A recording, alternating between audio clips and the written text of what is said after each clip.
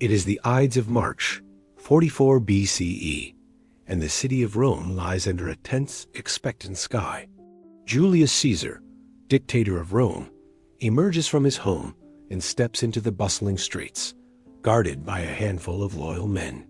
His stature is unmistakable, tall, confident, his laurel wreath glinting in the morning light.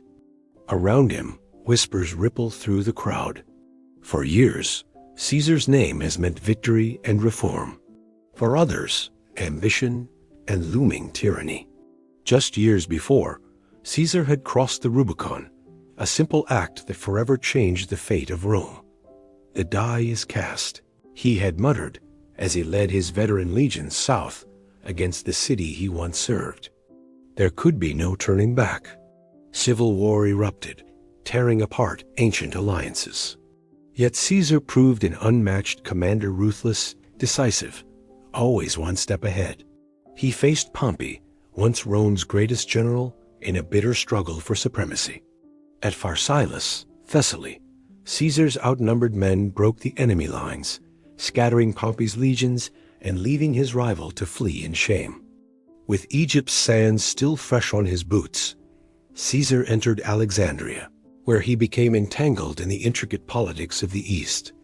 Cleopatra, the young queen, captivated the Roman conqueror.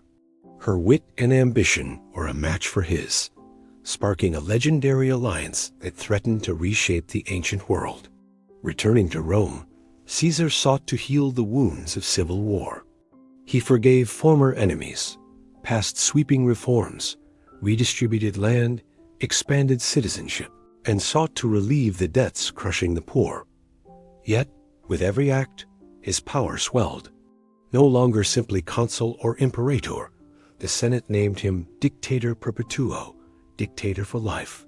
For many, this was too much. Rumors of kingship gnawed at Rome's republican heart. Inside the marble halls of the theater of Pompey, conspirators gathered. Brutus and Cassius, men Caesar considered friends, sharpened blades and steeled themselves for betrayal. They pledged to restore the ancient republic, fearing nothing less than Caesar's new monarchy. On that fateful morning, Caesar entered the Senate chamber. Around him, senators rose, voices heavy with accusation and regret. The first knife struck. In a blur of desperation, more followed, until Caesar, bloodied and stunned, looked upon the face of Brutus. "Et tu, Brute?" he whispered, as the world spun away. Julius Caesar fell at the base of Pompey's statue, dead at the hands of those he once called allies.